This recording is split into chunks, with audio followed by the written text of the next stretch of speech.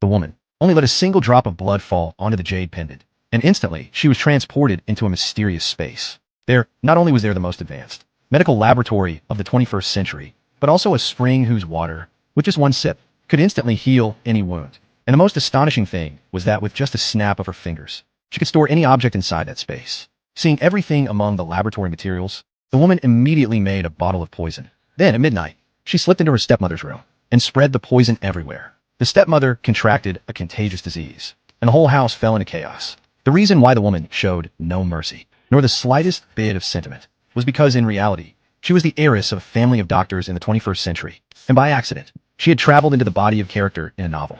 According to the book's plot, the original protagonist could have lived happily for the rest of her life, with the fortune left to her by her mother, but she never imagined that her family would become the next target of asset cleansing. Her father, in order to seize the inheritance she owned, conspired with the stepmother and sister to trick her and send her to the countryside. When she arrived at the village, she was watched by a thug. While trying to escape, she fell off a cliff and died alone in the wilderness. Meanwhile, her father fled with millions from the inheritance, taking his lover to another city, and her stepsister, taking advantage of the stolen pendant, opened an alternate space to live a comfortable and carefree life. Now, her father, just like in a past life, again deceived her to send her to the countryside. But the woman was no longer the weak girl she once was. She immediately snatched the pendant from her stepsister's neck and imposed two conditions before agreeing to go to the countryside. The first was to return the pendant. The second was to hand over all the savings she had accumulated over the years as allowance. The stepsister refused immediately, but the woman did not back down. If you don't accept, she said, then the whole family will sink with me.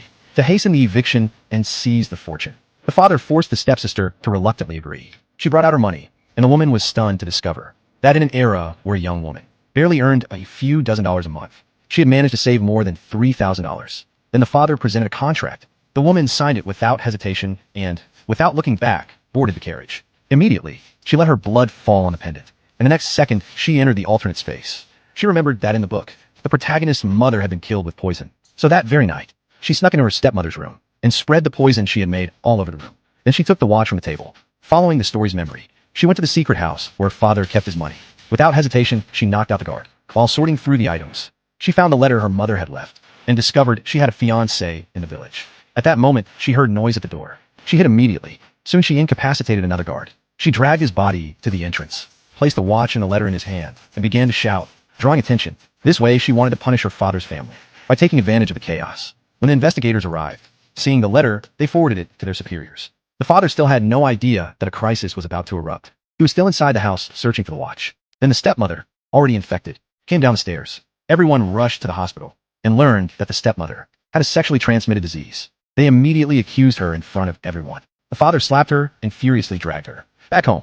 Meanwhile, the true mastermind behind it all, the woman, had already obtained the transfer certificate and her new identification, and had chosen as her destination the village of her fiancé, ready to marry him. When she returned home and saw her father's rage, she dropped 2 eye drops in her eyes, and then began to scream for help. The neighbors rushed over in alarm. The woman lied that when she arrived, she saw her father attacking her. The neighbors entered the house to check. Then she deliberately mentioned that the stepmother had the contagious disease. The people reacted with disgust. The stepsister tried to confront her, but the woman pushed her forcefully. The stepsister, enraged, publicly cut ties with the woman.